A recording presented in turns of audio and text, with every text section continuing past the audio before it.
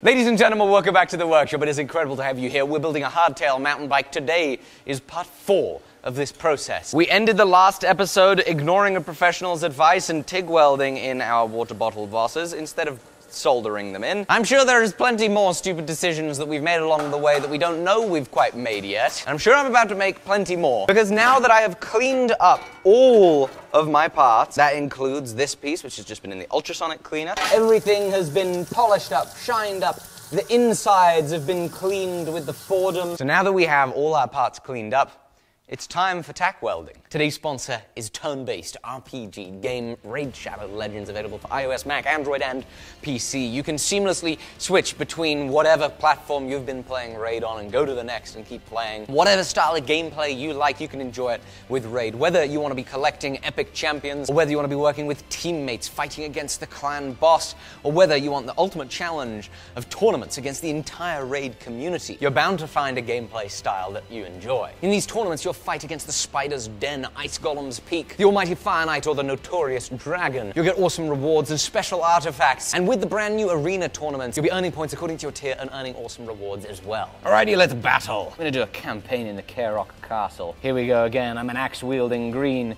fighting machine. I think I'm gonna go for the fireball. There we go. Flaming arrows, yes please. Fireball. I like fire, can you tell? Oh no! Get him.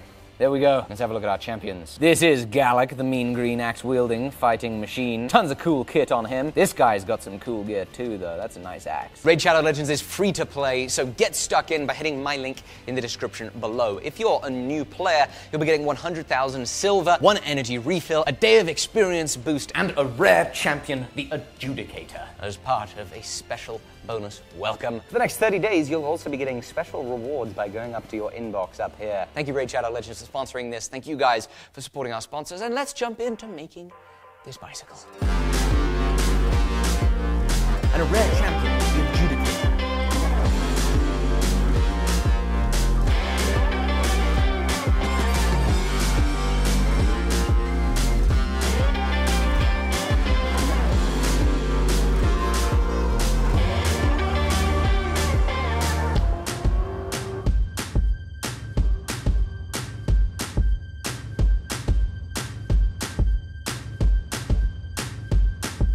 Alrighty, so we have some tack welds in place. And that means, theoretically, we have something resembling the front triangle of the bike. That is a bicycle front triangle, ladies and gentlemen. That is awesome. And it remarkably looks fairly straight. Next step, tack weld the other side with some small little tacks. And I know it doesn't make a whole lot of sense to do this right now, but I'm gonna take a pause and actually go for a bike fit. Have a professional look at my position on the bike, see if we're way off with this.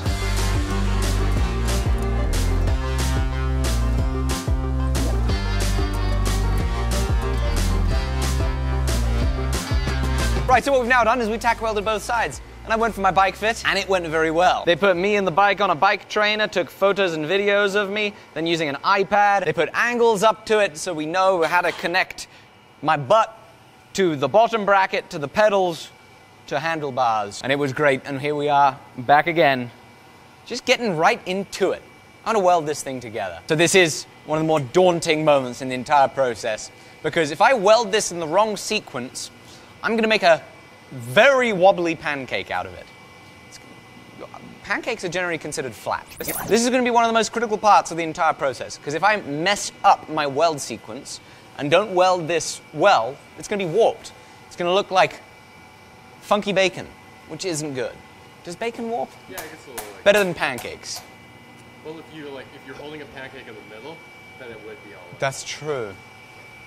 Potato chip. This is going to be one of the most daunting parts of the entire process, because though we've tried to lay everything up so it's square and neat and lovely, if I weld this in the wrong sequence, we're going to be making a potato chip out of this bad boy. And that's not going to mean that it's going to go down a mountain particularly straight.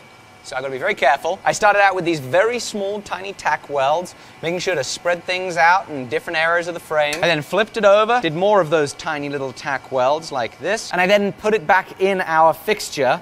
And in putting it back in the fixture, I saw that this block no longer hits on this piece right here, which means it's lifted up. And so we're going to start welding back here so that we can bend that seat tube down the way it wants to go. Because as you weld it, you put a ton of heat into the area, it solidifies while it's hot, it then cools, shrinking, bending things towards the direction of your weld.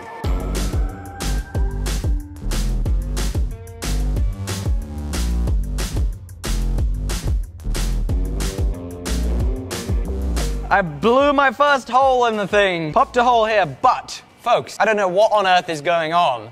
You remember that last episode where I tried to summon that inner TIG welder? The inner pro TIG welder definitely hasn't arrived. But the inner mediocre / amateur TIG welder might just be here. Have a look at these bad boys. Yeah. Pretty good. That's not too bad, eh? Yummy. Progress is miraculously happening. If you're new to this series, I hope you don't construe this enthusiasm with just extreme confidence and all of that stuff. It's not what it is. What it is that I'm just so thrilled that with a little bit of practice, we took this bird poop and have been able to improve it as much as we have. I'm not a welder. What I am is a professional amateur of making things. And hopefully for a lot of you folks watching, great inspiration for you to get out and try something way out of your comfort zone. Because for goodness sake, this is not at all in my comfort zone, but with some practice, some incredible help from folks that are willing to share incredible information, we're making progress, and we might end up with a rideable bike at the end of this.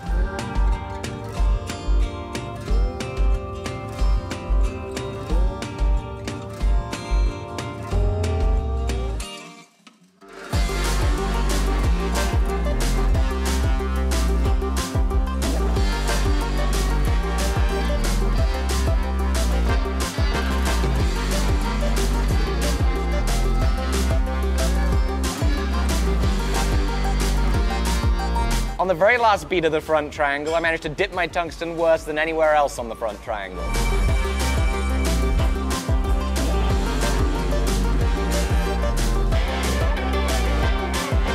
The front triangle miraculously is together. Gives me so much joy. This is awesome. I felt the weld started out looking really good, but as I progressed, they did get worse as I was out of position in these kind of weird places. But overall, I'm just really thrilled with how much improvement I've been able to make in such a short amount of time, because I am no pro welder, so my standards are accordingly rather low. Now I want to get this set up back in our jig, but because we've welded on here and caused all this shrinkage, it's actually warped our bottom bracket. These things tend to need to get re-threaded after welding anyway, but it means I can't fit it in. So I'm going to take off our bottom bracket holding tool and skim a little bit off on the lathe so we can put it in our fixture and start working on the rear end.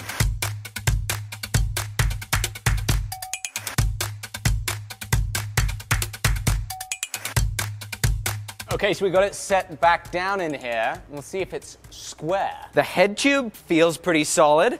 There's a tiny little bit of play, for sure. And then back over here, that top tube is tight. There's ever so much play on the seat tube. A little bit of play on the down tube. But that's pretty close. That's probably the least warped thing I've ever welded. So that is exciting. Now, again, talking about my friend Pat Banks of Limit Fabrications, he recommended I put some gussets on this frame. And the gussets are not necessarily huge. They're additional bits of sheet or cut bits of tubing welded on at kind of key stressor points on the frame. He puts a logo on his, and I wonder whether that might be an interesting spot for some branding on ours.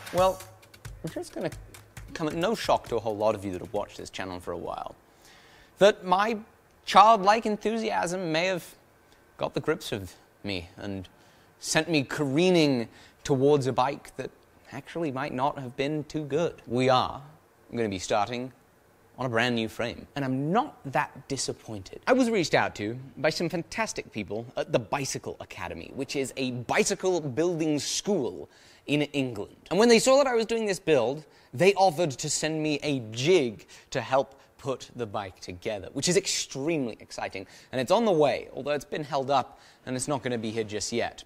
But with the offer of that equipment also came the offer of a device. And so I sent them my original bike design, and they then applied their expertise and skill to the design that I had to then make something that was going to fit me better, ride better, and suit the type of riding that I want to do. And this is the design that is the result of what they've put together. The key modifications are the head angle is now 67 degrees instead of the 64.5 I had done. We have a 34mm longer reach measurement and 10mm shorter chainstays. As we finish this project, I'm going to reference the Bicycle Academy a ton more because they've been just so helpful, but I really hope you check them out on Instagram and check out their website. I'm going to leave some places where you can find out about them because their expertise and help is just incredible, and I feel so grateful that folks will reach out and be willing to share their information with me.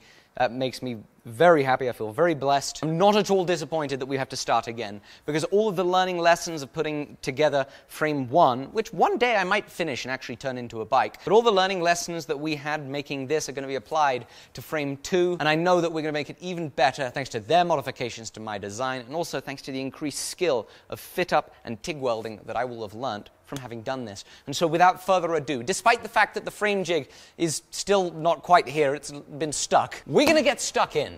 Because not having the tools isn't the reason that we would stop. Just like we did on the first frame, with a little bit of planning, a little bit of creativity, we're going to be just fine. So let's set up the table, start cutting some tube.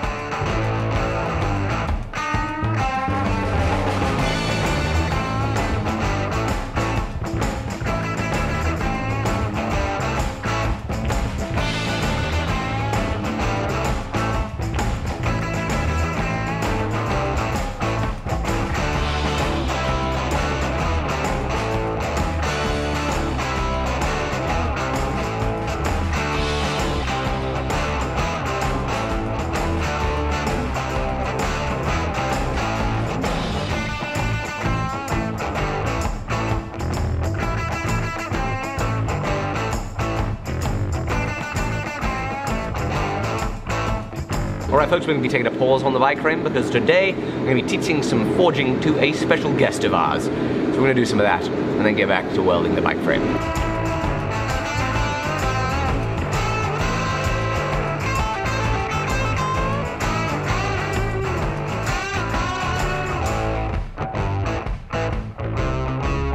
All right, we didn't get a whole lot of footage of Hugh's visit. He's a lean consultant. He's also got a channel that we'll link down below. But he was consulting and giving us some great advice and management training, and that was a great time. It is back to work on the bike frame.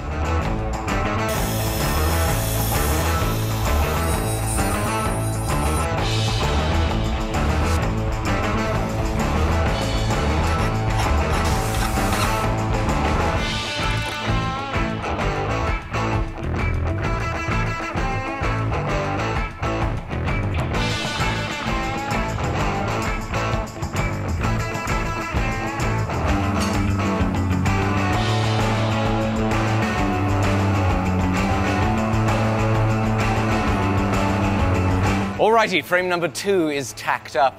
It's going to be ready for welding. It has been another really fun episode to bring you along with. So much learning. Special thanks go to Raid Shadow Legends for sponsoring this episode. Check out the link in the description for those special rewards. Special thanks also go to the Bicycle Academy for their fantastic help and advice. Of course, Limit Fabrications for his as well.